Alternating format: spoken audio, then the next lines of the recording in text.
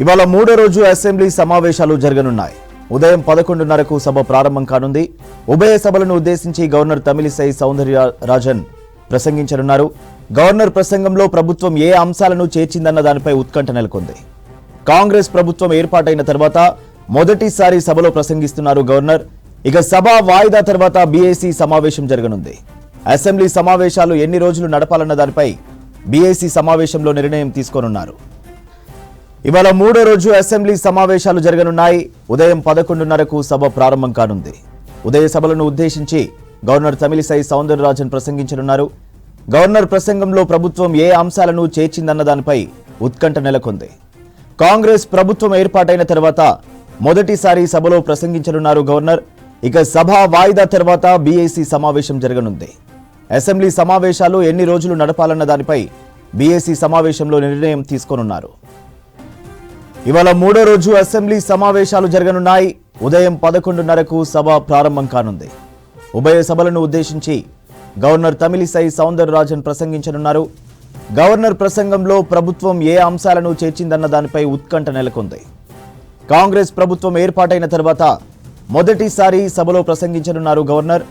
ఇక సభ వాయిదా తర్వాత బీఏసీ సమావేశం జరగనుంది. అసెంబ్లీ సమావేశాలు ఎన్ని రోజులు నడపాలన్న దానిపై బీఏసీ సమావేశంలో నిర్ణయం తీసుకోనున్నారు. డీటెయిల్స్ శివారెడ్డి అందిస్తారు. శివ, ఇవాళ అసెంబ్లీ ప్రొసీడింగ్స్ కి సంబంధించి అప్డేట్స్ ఏంటి? సూర్య, కొత్త అసెంబ్లీ ఏర్పడినప్పుడు గవర్నర్ ప్రసంగం ఆనవాయితీ. గవర్నర్ ఉభయ సభలను ఉద్దేశించి మాట్లాడడం ఆనవాయితీ. ఎమ్మెల్సీలు కూడా ఎమ్మెల్యేలతో పాటే అసెంబ్లీ హాల్లో కూర్చుంటారు. గవర్నర్ రెండు సభలను ఉద్దేశించి ఉభయ సభలను ఉద్దేశించి ప్రసంగిస్తారు. మెయిన్గా ప్రభుత్వ లక్ష్యాలేంది, ఈ కొత్త ప్రభుత్వం లక్ష్యాలేంది, ప్రభుత్వ పథకాలు, ప్రజల సంక్షేమ పథకాలు, ఇట్లా అన్ని అంశాలను ప్రభుత్వం రూపొందించిన స్పీచ్ను గవర్నర్ చదవడం కూడా సాంప్రదాయమే. అందులో భాగంగా ఈరోజు ఉభయ సభలను ఉద్దేశించి గవర్నర్ స్పీచ్ చేయబోతున్నారు. దాని తర్వాత బీఏసీ సమావేశం ఉంటుంది. బీఏసీ సమావేశంలోనే అసెంబ్లీ పనిదినాలకు సంబంధించిన చర్చ ఉంటుంది. ఎజెండా మీద కూడా చర్చ జరుగుతుంది. ఆల్రెడీ ఆయా పార్టీల ఎల్పీ లీడర్లకు ఆల్రెడీ సమాచారం ఇచ్చిండ్రు. అసెంబ్లీ అయిపోయిన తర్వాత బీఏసీ సమావేశం స్పీకర్ అధ్యక్షతన ఉంటుంది. దానికి సీఎం రేవంత్ రెడ్డి వస్తారు. తర్వాత ఆయా పార్టీలకు సంబంధించిన ఫ్లోర్ లీడర్స్ అంతా వస్తారు. బీఆర్ఎస్ నుంచి ఫ్లోర్ లీడర్ కేసీఆర్ ఉన్నారు. ఆయన హాస్పిటల్లో ఉన్నారు కాబట్టి ఆయన తరఫున ఎవరికి బాధ్యతలు అప్పగిస్తే వాళ్ళు ఆ బీఏసీ సమావేశానికి అటెండ్ అవుతారు. ఇప్పటివరకు షెడ్యూల్ ప్రకారం అయితే శనివారం లాస్ట్ రేపటితో అసెంబ్లీ ముగుస్తుంది. కానీ బీఏసీ సమావేశం పెడుతున్నదంటే ప్రభుత్వం ఇంకొక 2-3 రోజులు అసెంబ్లీ సమావేశాలను పొడిగించే ఆలోచనలో ప్రభుత్వం ఉన్నట్టు కనిపిస్తుంది. సోమవారం, మంగళవారం, బుధవారం మరి ఇంకొక 3 రోజులు నెక్స్ట్ వీక్లో కూడా అసెంబ్లీ నిర్వహించాలన్న ఆలోచన ప్రభుత్వంలో ఉంది. ప్రధానంగా రాష్ట్ర ఆర్థిక పరిస్థితి పైన ఒక శ్వేతపత్రం అసెంబ్లీ వేదికగా విడుదల చేయాలి. సేమ్ టైం వివిధ శాఖల్లో ఉన్న ప్రస్తుత సిచ్యువేషన్, 10 సంవత్సరాలు బీఆర్ఎస్ పాలించిన తర్వాత తెలంగాణ రాష్ట్ర పరిస్థితి ఏంది, దాన్ని ఇప్పుడు ఎట్లా డీల్ చేయాలి అనే అంశం పైన అసెంబ్లీ వేదికగా చర్చించే విధంగా అసెంబ్లీ ఒక 3 రోజులు కొనసాగించే అవకాశం ఉన్నట్లుగా అధికార పార్టీకి సంబంధించిన నేతలు చెప్తున్నారు. అందుకే బీఏసీ సమావేశం ఏర్పాటు చేస్తున్నారు. బీఏసీ సమావేశంలో ఎన్ని రోజులు అసెంబ్లీ సమావేశాలు, సోమవారం ఒక రోజు సరిపోతుందా లేకపోతే ఇంకొక 1-2 డేస్ ఎక్కువ పొడిగిస్తారా అనేది కూడా తేలాల్సి ఉంటుంది. ఈరోజు గవర్నర్ స్పీచ్, సాయంత్రం బీఏసీ సమావేశం, తర్వాత రేపు గవర్నర్ స్పీచ్ పైన కేవలం ధన్యవాద తీర్మానాలు మాత్రమే. అంటే వివిధ పార్టీల సభ్యులు గవర్నర్ స్పీచ్ పైన స్పందిస్తారు. వాళ్ళు గవర్నర్ స్పీచ్లోని అంశాలపైన మాట్లాడతారు. రేపటి వరకు ఉన్న షెడ్యూల్ అదే. కానీ నెక్స్ట్ షెడ్యూల్ సోమవారం నుంచి బీఏసీ సమావేశంలో కనుక డిసైడ్ చేస్తే నెక్స్ట్ షెడ్యూల్ మాత్రం ఖచ్చితంగా రాష్ట్ర ఆర్థిక పరిస్థితి పైనే రాష్ట్రం 5 లక్షల కోట్ల అప్పులకు పోయిందని ఇప్పటికే ప్రభుత్వం తెలిసింది. లాస్ట్ 7th సీఎంగా రేవంత్ రెడ్డి ప్రమాణ స్వీకారం చేసి క్యాబినెట్ విస్తరణ తర్వాత బెర్తులు ప్రకటించిన తర్వాత మొత్తం చాలా శాఖల్లో, ఇంపార్టెంట్ శాఖలు, రెవెన్యూ కావచ్చు, తర్వాత ఇరిగేషన్, పవరు, ఇట్లా ఇంపార్టెంట్ శాఖల మీద ఆల్రెడీ రివ్యూస్ అయిపోయినాయి. ఆ శాఖల్లో ఎంతెంత అప్పు ఉంది అనేది కూడా తెలిసింది. సివిల్ సప్లైస్ డిపార్ట్మెంట్లో 56,000 కోట్ల అప్పు ఉందని అధికారులు మంత్రి దృష్టికి తీసుకుపోయినారు. సేమ్ పవర్లో 85,000 కోట్ల అప్పు ఉన్నట్లుగా ఆ శాఖకు సంబంధించిన అధికారులు పవర్ మినిస్టర్ సీఎం దృష్టికి తీసుకుపోయినారు.